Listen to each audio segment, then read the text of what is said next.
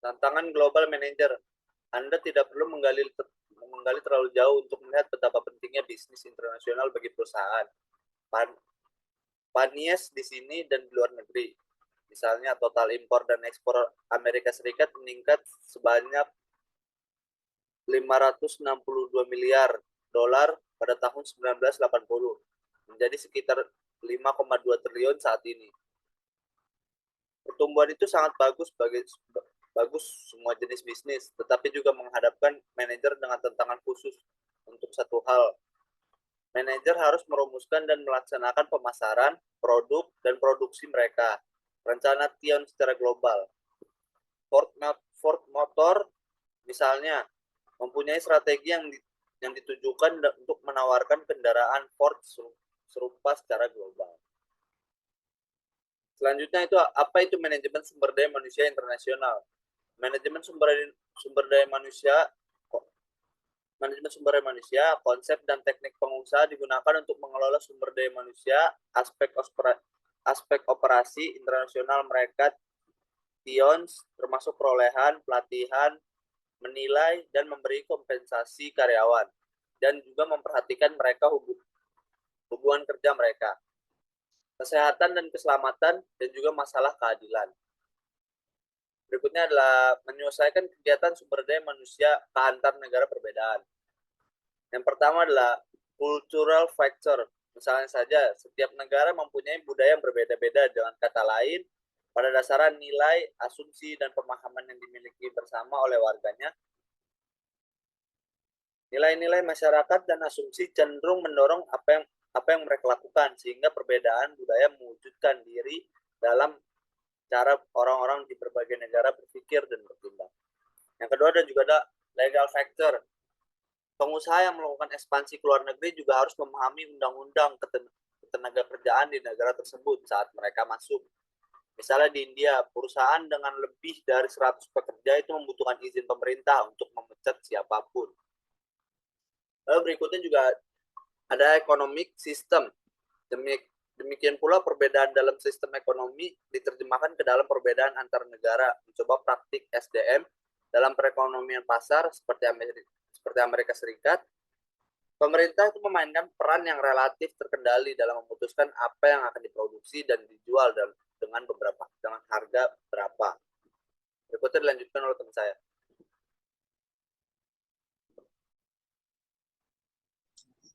Menjadi staf organisasi global, papan pekerjaan di luar negeri. Meskipun beberapa bursa kerja yang berbasis di Amerika Serikat seperti Indeed dan Monster, sebagian besar bersifat global. Negara-negara yang mempunyai dewan pekerjaan utama mereka sendiri, misalnya ada www.517.com di Cina atau www.care1.com AU di Australia dan Selandia Baru, dan www.raborum.cl di Amerika Selatan. Yang B, mengurangi biaya ekspatriat. Mengingat besarnya biaya pengiriman pegawai ke luar negeri untuk penguasaan ke luar negeri, maka beban majikan tim sumber daya manusia memainkan peran besar dalam mengendalikan dan mengurangi biaya ekspatriat. Sebuah survei menunjukkan beberapa langkah yang diambil manajemen SDM untuk mengurangi biaya-biaya ini. Pertama, perusahaan meningkatkan jumlah penugasan jangka pendek yang mereka lakukan ini. Ini memungkinkan mereka menggunakan ekspatriat jangka pendek untuk menggantikan ekspatriat jangka panjang dan keluarga mereka yang harus dirawat oleh perusahaan di luar negeri untuk jangka waktu yang lama. C. Menggunakan tim virtual global. Kemajuan telekomunikasi saat ini membuat pelaksanaan internasional menjadi jauh lebih mudah. Proyek dan operasi menggunakan tim virtual global. Tim virtual global ada kelompok rekan kerja yang tersebar secara geografis dan umumnya setingkat yang bertemu dengan berinteraksi menggunakan teknologi informasi untuk menyelesaikan tugas organisasi. Misalnya, 2 perusahaan farmasi multinasional menggunakan tim multinasional dengan anggota BERS dari 4 benua untuk mengatasi integrasi operasional pasca merger secara mendetail masalah. D. Memilih manajer internasional. Dalam banyak hal, menyaring manajer untuk pekerjaan di luar negeri mirip dengan menyaring mereka pekerjaan dalam negeri. Kandidat membutuhkan pengetahuan dan keterampilan teknis untuk melakukan pekerjaan itu dan kecerdasan maupun keterampilan manusia yang dibutuhkan. Pengujian itu sangat banyak digunakan. Menghindari kepulangan ekspatriat dini. Sebagai aturan, ekspatriat biasanya mengalami peningkatan terhadap dalam penyelesaian kerja lembur. Namun banyak penugasan ekspatriat yang gagal. Biasanya berakhir lebih awal pengembalian yang tidak direncanakan.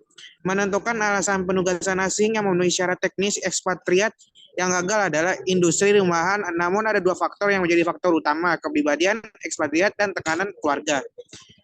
Beberapa solusi praktis untuk tantangan ekspatriat.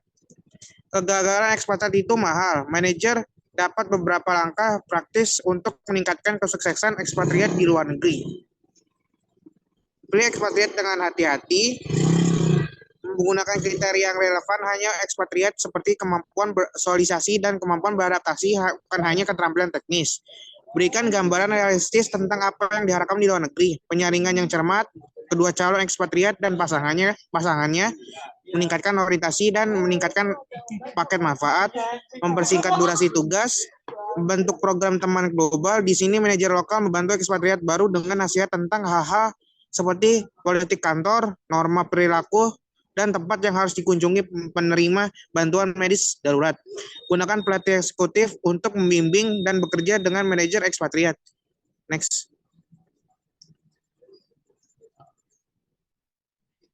Panduan keterlibatan karyawan untuk manajer. Keterlibatan di seluruh dunia. Sebuah survei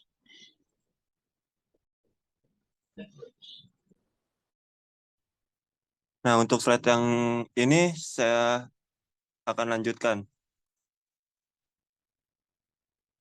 Panduan keterlibatan karyawan untuk manajer. Keterlibatan di seluruh dunia. Nah, survei ini tuh kayak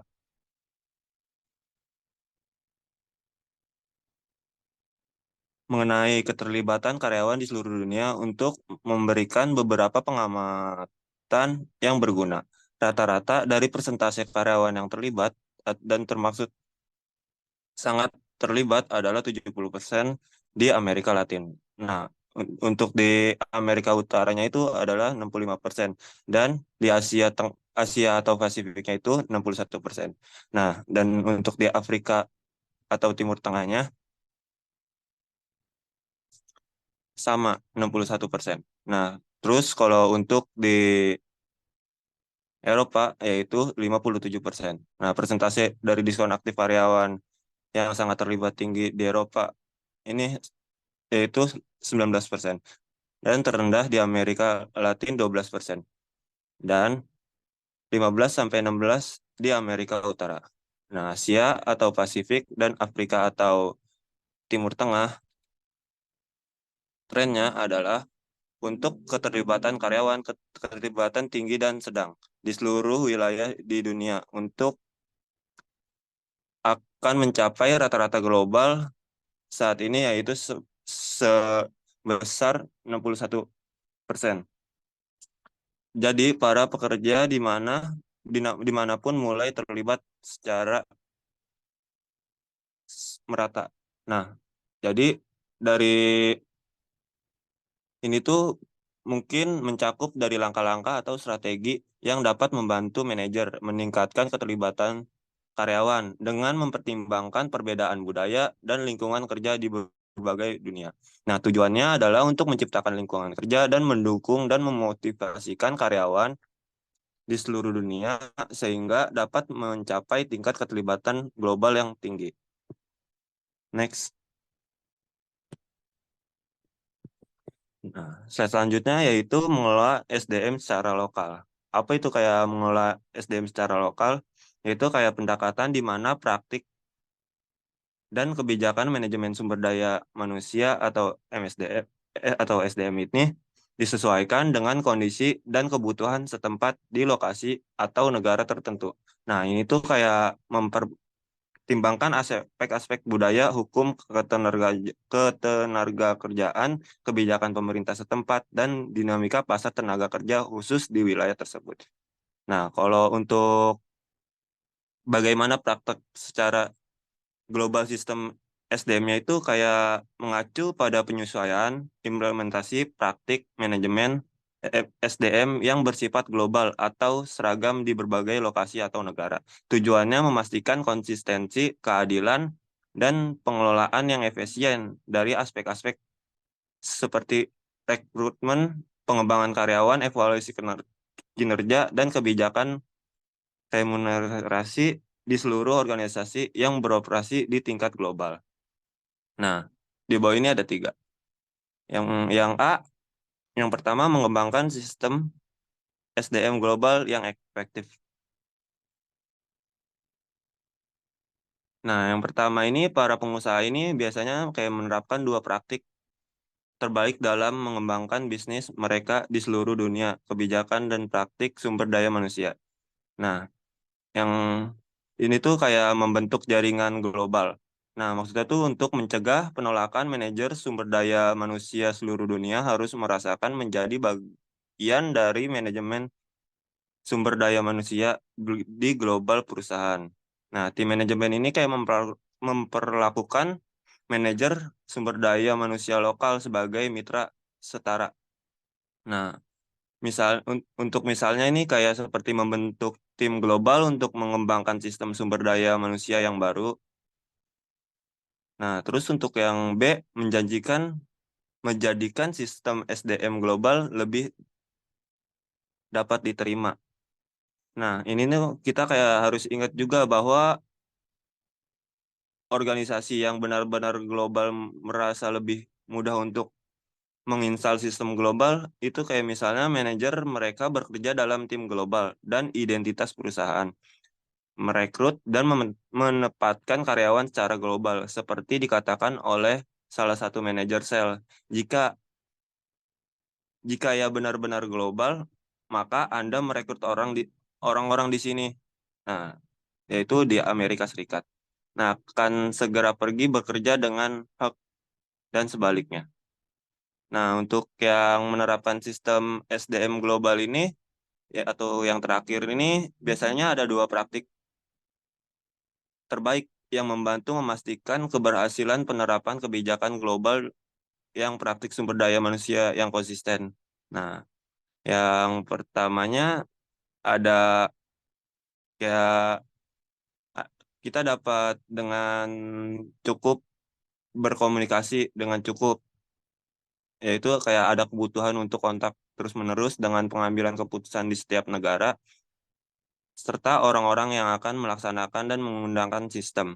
Nah, yang kedua ada kayak mendedikasikan sumber daya memadai, misalnya kayak tidak memerlukan sumber daya manusia lokal, kantor, manajemen untuk menerapkan prosedur analisis pekerjaan baru kecuali kepala kantor yang menyediakan sumber daya yang memadami untuk kegiatan tambahan. Nah, untuk selanjutnya teman saya akan bacakan dari kasus yang kita bahas.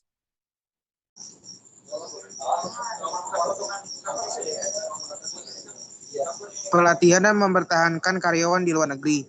A. Orientasi dan pelatihan karyawan pada penugasan internasional.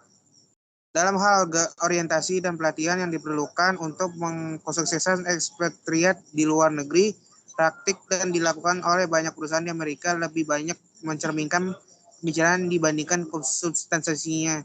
Eksekutif setuju bahwa menerima tugas internasional akan dilakukan terbaik ketika mereka menerima latihan khusus dalam hal seperti bahasa dan budaya yang mereka perlukan.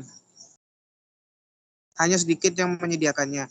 B. Etika dan kode etik. Pengusaha juga perlu memastikan karyawan mereka di luar negeri mematuhi peraturan mereka kode etik perusahaan. Namun mengekspor aturan etika di perusahaan memerlukan lebih dari sekedar memberi versi buku pegangan karyawan di AS di luar negeri. Misalnya, beberapa negara di luar negeri menganut pekerjaan sesuka hati, oleh karena itu bahkan buku pegangan pun mengatakan kita bisa memecat karyawan sesuka hati. Tidak akan memungkinkan seseorang memecat karyawannya. Daripada mengekspor buku pegangan karyawan, beberapa diantaranya mendistribusikan dan mempublikasikan kode etik global. C. Penilaian kerja manajer internasional. Mengingat tinggi biaya kegagalan ekspatriat, menilai ekspatriat ada hal yang penting, namun ada beberapa hal yang mempersulit penilaian kerja ekspatriat. Perbedaan budaya adalah salah satunya. Misalnya, pertukaran jujur seringkali merupakan hal yang berguna di Prancis namun terkadang kurang di Jepang, di mana wajah menjadi perhatian. Selanjutnya, jarak budaya dalam hal nilai-nilai dasar dan cara melakukan sesuatu yang lebih luas di beberapa negara seperti antara Jepang dan Afrika Selatan dibandingkan dengan negara lain seperti Amerika Serikat dan Inggris. Selanjutnya, siapa yang mereka lakukan untuk penilaian. Manajer lokal harus mempunyai masukan, namun sekali lagi perbedaan budaya dapat mendistorsi penilaian. Di sisi lain, di rumah kantor, manajer mungkin kehilangan kontak sehingga mereka tidak dapat memberikan masukan yang berguna. Yang masuk akal alternatifnya mungkin membiarkan keduanya memberikan masukan, tetapi sebagian besar perusahaan mungkin menekankan pendapat manajer lokal. Beberapa saran untuk meningkatkan ekspatriat proses penilaian meliputi hal-hal berikut. 1. Menyesuaikan kriteria kinerja dengan pekerjaan dan situasi setempat. 2. Mempertimbangkan evaluasi terhadap daripada penilaian manajer di lokasi dibandingkan penilaian terhadap penilaian tersebut manajer di lokasi rumah. 3. Jika manajer rumah kantor melakukan penilaian, perintah itu dia digunakan untuk pertama kali ekspatriat dari lokasi yang sama di luar negeri untuk meminta nasihat. D. Kompensasi manajer di luar negeri. Seperti yang dibahas pada bab 11 kompensasi, cara untuk memformulasikan ekspatriat, pembayarannya adalah untuk menyamakan daya beli antar negara. Suatu teknik yang dikenal sebagai keseimbangan pendekatan lebar. Sekitar 78% responden dalam satu survei menggunakannya. Ide dasar adalah bahwa setiap ekspatriat harus menikmati standar hidup yang sama dengan mereka miliki di rumah. Beberapa menggunakan pijakan kompensasi lokalisasi, mereka membayar ekspatriat yang masuk gaji yang sebanding dengan penghasilan penduduk setempat. Namun ditambah dengan gaji tersebut pembayaran agar ekspatriat juga dapat dipertahankan standar hidup di negara asalnya. Bagaimanapun intinya ini adalah bahwa rencana pembayaran harus cukup kompetitif untuk mendapatkan hak tersebut orang-orang untuk bergerak. Hubungan union di luar negeri. Seseorang manajer yang terbang ke timur atau barat Amerika memungkinkan mendarat negara yang dengan gerakan serikat pekerja yang jauh lebih kuat dibandingkan di Amerika Serikat. Contohnya, Walmart berhasil menetralisir upaya pembentukan serikat pekerja di Amerika Serikat, tetapi harus menerima serikat pekerja di Tiongkok. Dan perundingan bersama cenderung terjadi di Eropa Barat, menjadi industri yang luas, sedangkan Amerika Serikat, hal ini umumnya terjadi perusahaan atau tingkat tanaman. Selain itu, pengakuan serikat pekerja di Eropa tidak seketat di Eropa Amerika Serikat. Misalnya, meskipun satu serikat pekerja mewakili 80% serikat pekerja lain di Eropa dapat mencoba mengorganisasikan 20% lainnya. Di garis bawahi seperti disebut sebelumnya adalah bahwa para manajer harus menguatkan diri untuk melakukan korektif yang lebih kuat negosiasi tawar-menawar di luar negeri, maka hal tersebut mungkin biasa dilakukan di Amerika Serikat. Keamanan di luar negeri. Pengusaha perlu mengatasi setidaknya dua hal dalam mengembangkan keselamatan internasional mereka, kebijakan dan praktik. Pertama adalah pertanyaan tentang keselamatan pekerjaan lokal. Baru-baru ini misalnya di sebuah pabrik itu memproduksi casing iPhone tidak sejauh dari Shanghai, Cina.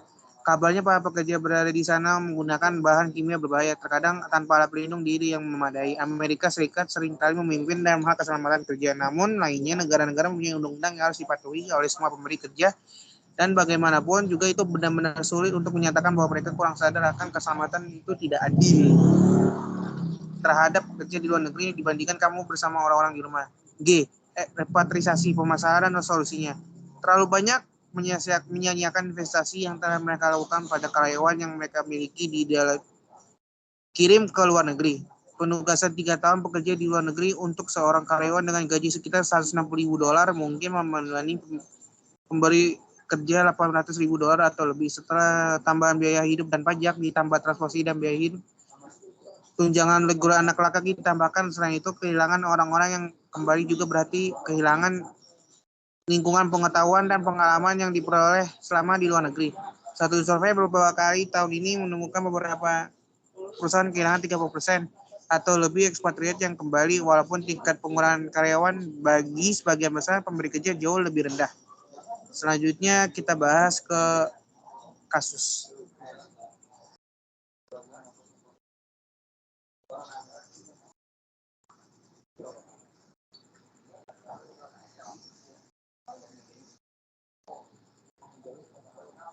Baik, kita langsung saja ke bagian rumusan masalah, identifikasi kasus, dan lain-lain. Identifikasi kasus ini mencerminkan tantangan yang dihadapi Australian Dick Company atau ADC dalam mengembangkan pasar di Dubai. Beberapa isu yang dapat diidentifikasi melibatkan kesulitan adaptasi terhadap budaya dan lingkungan bisnis baru, kesulitan merekrut tenaga kerja lokal, serta kendala hukum dan peraturan yang tidak diketahui sebelumnya. Selain itu, perbedaan dalam ekspektasi kompensasi dan peran antara manajemen ADC dan calon-calon karyawan di Dubai juga menjadi hambatan. Komunikasi dan manajemen ekspektasi yang kurang baik tampaknya menjadi faktor utama dalam kegagalan ekspektasi ini. Rumusan masalah dalam kasus ini melibatkan beberapa aspek, antara lain yaitu kesulitan dalam menyesuaikan diri dengan budaya dan lingkungan bisnis yang baru bagi Kalito. Dua, tantangan dalam memahami peraturan bisnis, prosedur, dan undang-undang di Dubai. Kesulitan dalam merekrut, mengelola staf penjualan yang dimiliki ekspektasi kompetisi yang tinggi.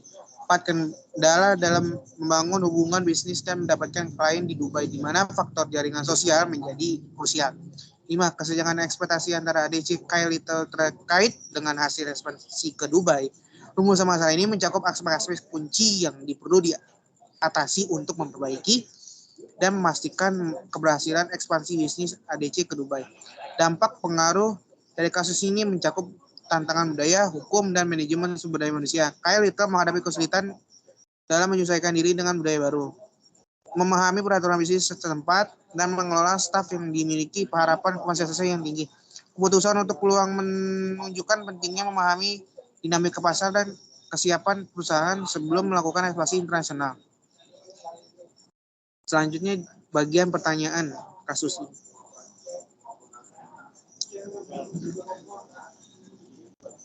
17-12, tantangan yang dihadapi ADC ekspansi Dubai. Tantangan budaya dan kejutan budaya yang dialami Kalito, kurangnya pemahaman tentang peraturan bisnis, prosedur, dan undang-undang setempat, kesulitan dalam merekrut staf lokal dengan harapan kompensasi yang realistis, kendala dalam membangun hubungan bisnis, dan memahami dinamika pasar di Dubai. 17-3, langkah-langkah untuk meningkatkan kesuksesan ekspansi. Pertama, menguasai pemahaman tentang budaya bisnis dan hukum setempat. Kedua, bermitra dengan agen lokal atau konsultan untuk memberi bimbing dalam proses ekspansi. 3, menyesuaikan strategi rekrutmen dengan pasar tenaga kerja di Dubai. 4, membangun jaringan bisnis lokal dan memahami prinsip siapa yang Anda kenal.